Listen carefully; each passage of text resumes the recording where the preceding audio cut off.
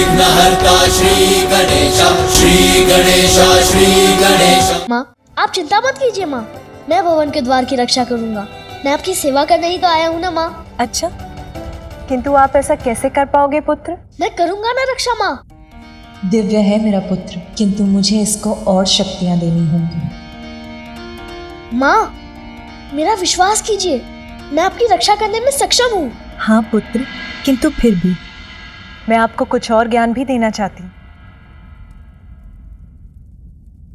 वक्रतुंड महाकाय बुद्धिकेतनेश, सिद्धिदाय विघ्नहर्ता श्री गणेश।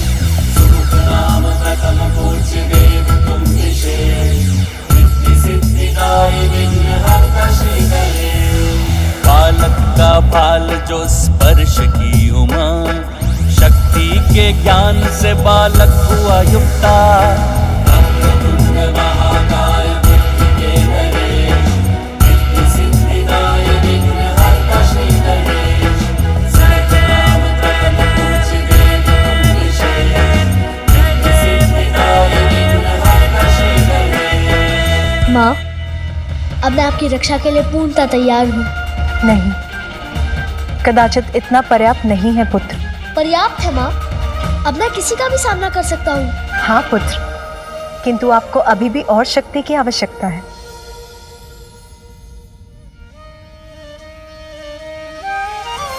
अद्भुत बालक परमा प्रेम लुटाती, प्रथम देवता जग में उसे बनाती। हाँ प्रथम देवता जग में उसे बनाती। जय प्रथम देवा श्री गणेश, जय विघ्न हरता श्री गणेश। जय प्रथम देवा श्री गणेश, जय विघ्न हरता श्री गणेश। जय गणेश, जय गणेश, जय गणेश देवा।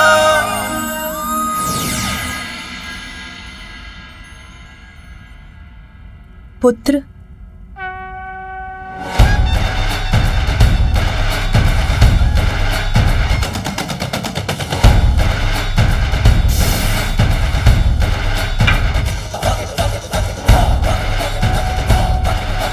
धन्यवाद माँ। अब आपके पास युद्ध कौशल का ज्ञान, शक्ति और अत्यंत शक्तिशाली अस्त्र भी है।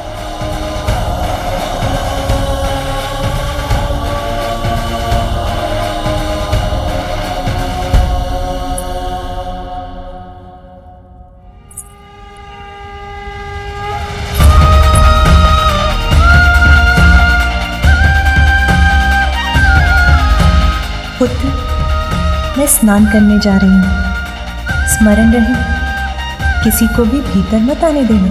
मैं वचन देता हूँ माँ, किसी को भी भीतर आने नहीं दूंगा।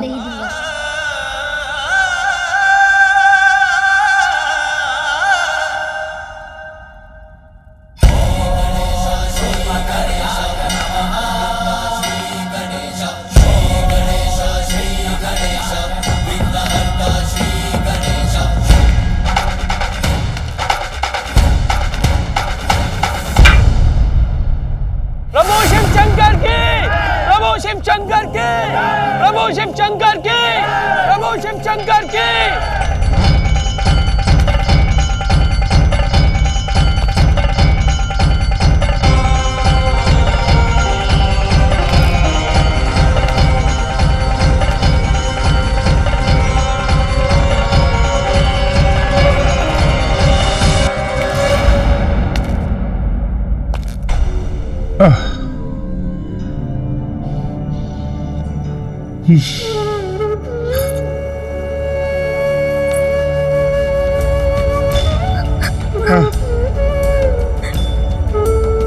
अब और विलाप करने से क्या लाभ प्रिय ध्वजिनी? जो मैंने किया उसका दंड मुझे मिला।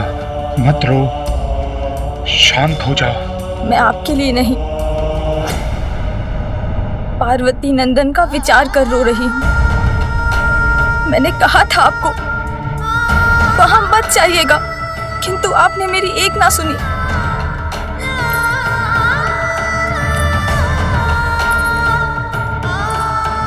की दृष्टि से उस बालक को होने वाले अनिष्ट की कल्पना ही मुझे व्यथित कर रही है।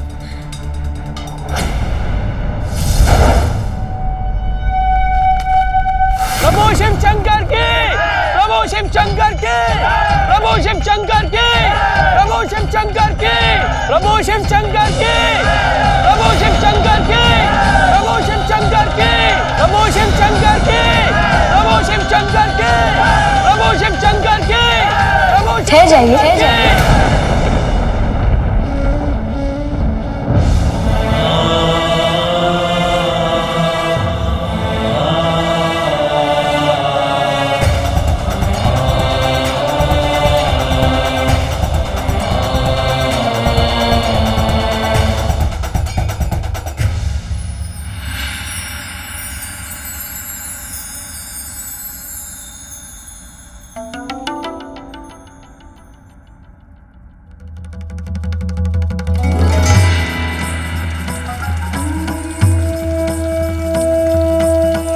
आज तो तुम्हारे मुख और नेत्रों में अद्भुत आभा है। कौन से विचार घुमड़ रहे हैं तुम्हारे मन में? विचार घुमड़ नहीं रहे, शांत हो रहे हैं। आज मैं अत्यंत प्रसन्न और संतुष्ट हूँ। ठहर जाइए। कदाचित आपने ध्यान से नहीं सुना। किसी को भी भीतर जाने की अनुमति नहीं है। यहाँ तक आए हैं, ये तो बताइए, है कौन आप?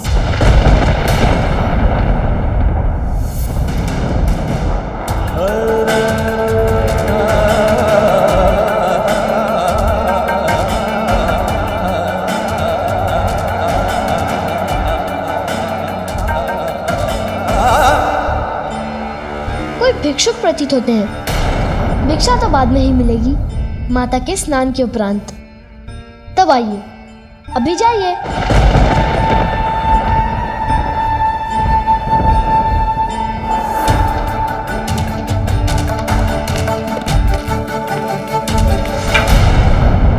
सुना नहीं आपने? जाइए अभी।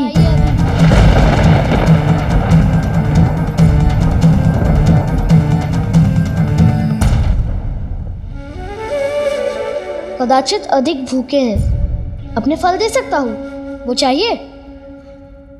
तुम कौन हो बालक? जिसने आपको रोका है।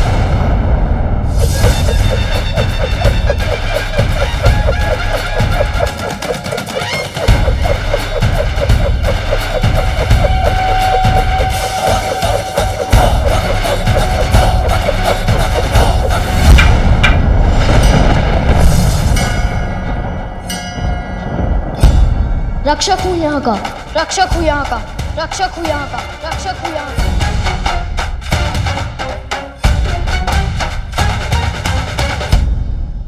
आए तो आप हैं। आप दीजिए अपना परिचय। कौन है आप? आपका नाम क्या है? ये तो बहुत बड़ा प्रश्न है कि मेरा नाम क्या है।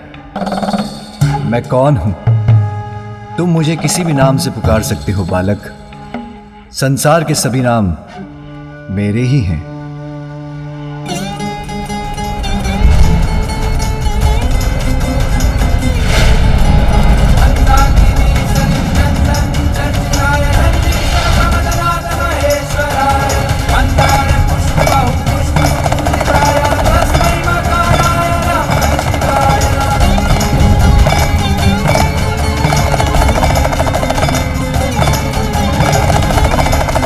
कैसी विचित्र ध्वनि है ये।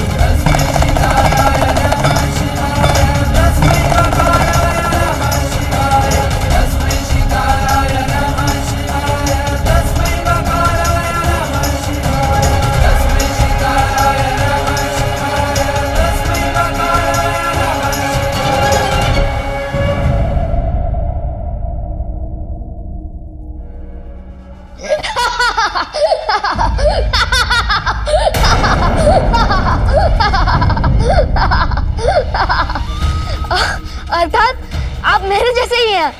अब तक मेरी माँ ने भी मुझे कोई नाम नहीं दिया है।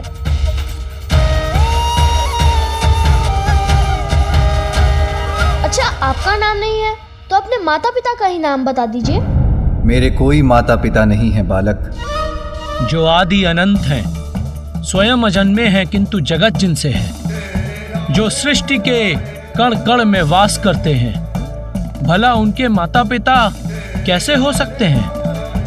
ओह, तो आपके माता पिता भी नहीं हैं। समझा, दुखद है। अच्छा, कोई निवास तो होगा आपका? कहाँ रहते हैं आप? सर्वत्र वास करता हूँ, सर्वत्र वास करता हूँ, सर्वत्र वास करता हूँ, सर्वत्र वास करता हूँ। धरती, यहाँ तक कि शमशान, सब मेरे ही घर हैं। ऐसा कोई एक घर नहीं जो मुझे बांध सके।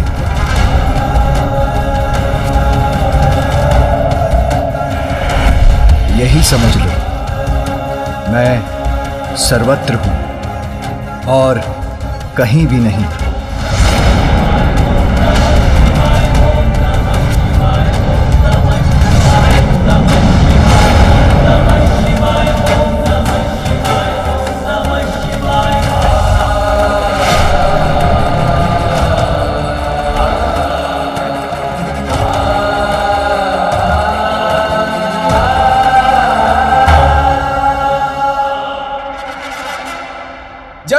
शिव शंकर, जय शिव शंकर। बालक समझकर मुझे अपनी गोल गोल बातों में भ्रमित करने का प्रयास कर रहे हैं। सीधे सीधे कहिए ना कि आपका कोई घर नहीं, अर्थात भिक्षुक भी नहीं। आप तो कोई भैरूपिया ही लगते हैं। बस, बहुत हुआ बालक। जो संसार को सब कुछ देते हैं, उन्हीं को कभी तुम भिक्षुक, कभी बहरूपिया बुला रहे हो। ये देते हैं संसार को। बालक अवश्य हूं, किंतु मूर्ख नहीं कि जो आपने कहा वो मैं मान लूं। वस्त्र के स्थान पर पशु चर्म से अपना तन ढकते हैं। रहने के लिए कोई घर नहीं। नाम पूछो तो कहते हैं सभी नाम मेरे हैं। अब ऐसी बात करने वाले को भैरूपिया नहीं तो और क्या कहूँ, और क्या कहूँ, और क्या कहूँ।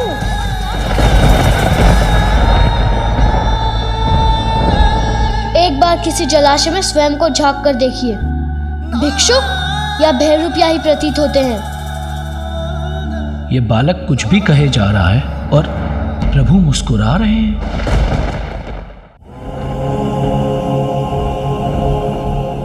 इतनी घनी जटाएं हैं आपकी, कभी केश नहीं सवारे क्या?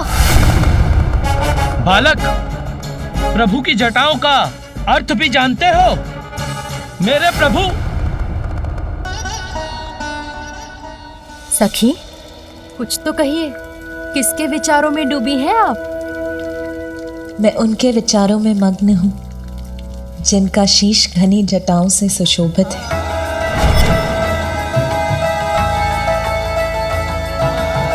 जो उनकी शेष पवित्रता का प्रतीक है, जिनकी उन जटाओं से होकर तो स्वयं परम पावन देवी गंगा की निर्मल जल धारा प्रवाहित होती है।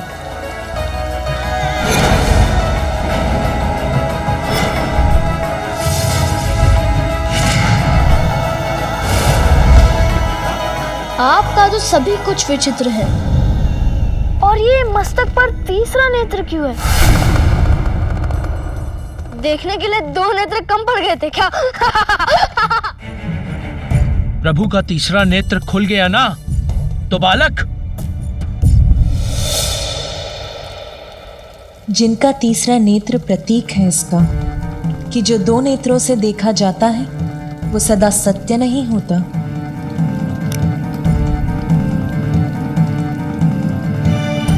जीवन के परम सत्य को ज्ञात करने के लिए तो अंतरात्मा की सूक्ष्म दृष्टि की आवश्यकता होती है। वही सूक्ष्म दृष्टि तो प्रदान करता है तीसरा नेत्र। इन्हें और सच्चे ज्ञान? यदि ज्ञानी होते तो अपने गले में सर्प लपेटे क्यों घूमते? मुझे तो लगता है कि ये कोई बुद्धिहीन प्रतीत होते हैं। जिनके तन पर लिपटा सर्प उनकी कुंडलिनी शक्ति के जागृत होने का प्रतीक है। वो जो चेतना से परिपूर्ण है और सर्प को अपने तन पर अपनाकर ये संदेश भी देते हैं कि बुरे की बुराई का अंत भी प्रेम से किया जा सकता है। विषधर को भी यदि हृदय से अपनाओ तो वो भी सच्चा साथी बन जाता है। और तन पर ये पशु चर्म क्यों धारण कर रखी है?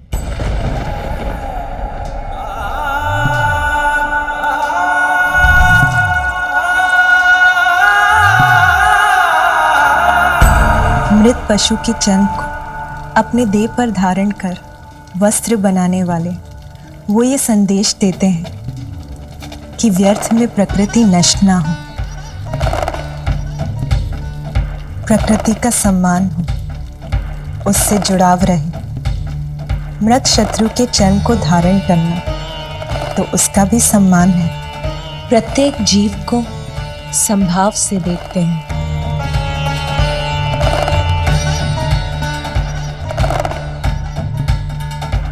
आपका तो ये अस्त्र और उस पर लटका ये वाघ यंत्र दोनों ही विचित्र है। क्या यंत्र है ये? डमरू। डमरू।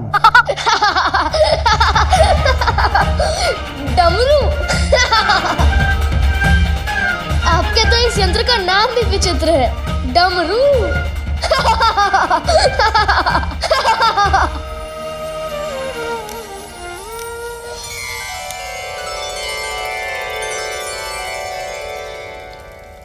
उनका त्रिशूल सहार का प्रतीक है और इसका भी कि उनका तमो, राजस और सात्विक तीनों गुणों पर पूर्ण नियंत्रण।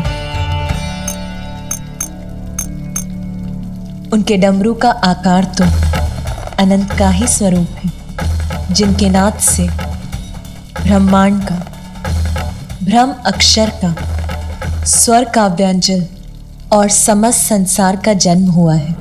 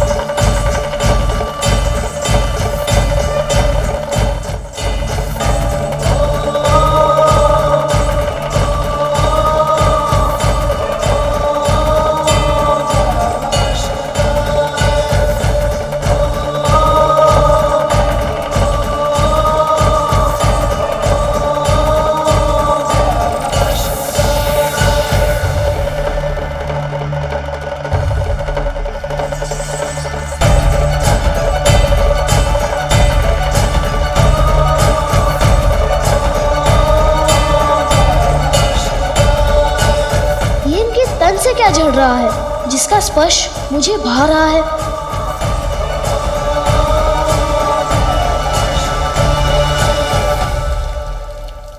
उनके तन पर भस्म का भी गूढ़ रहस्य है। भस्म तो वो है जो अनश्वर है, वो विभूति है जो हमें बोध कराती है कि जो जन्मा है उसे एक दिन भस्म भी होना है, और भस्म होने के साथ नश्वरता का भी अंत होता है। इसीलिए भस्म ही वास्तविक ऐश्वर्य की प्रतीक है।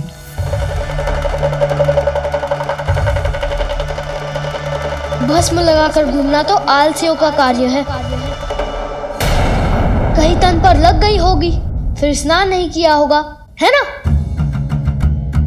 बालक, कैसे समझाऊं मैं तुम्हें?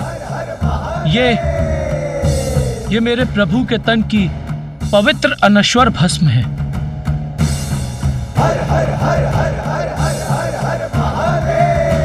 अच्छा बालक, बहुत हुआ वार्तालाप, हमें भीतर जाने दो। जाने दो? कदापि नहीं। मेरी माँ का आदेश है, किसी को भी भीतर मत जाने देना। और मेरी माँ का आदेश मेरे लिए सर्वोपरि है।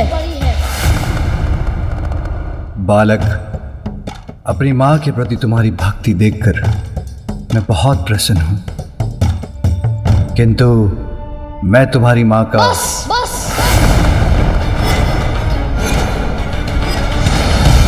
बस भिक्षुक, बस। अब मैं आपके मुख से एक भी शब्द नहीं सुनना चाहता। मैंने जो कह दिया सो कह दिया। किसी को भी भीतर जाने की अनुमति नहीं है। बालक, तुम हमें नहीं जाने दोगे तो हम बलपूर्वक जाएंगे।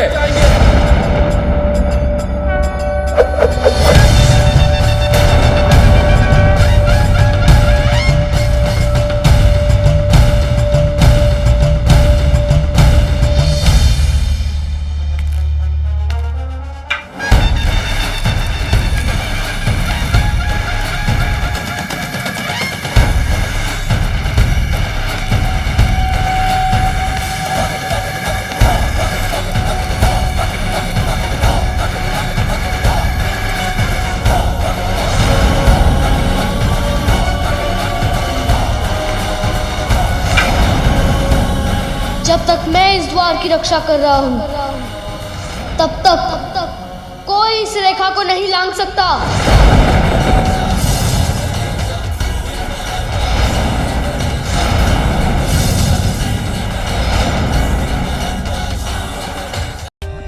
For more updates, subscribe to our channel, click the show links and enjoy watching the videos.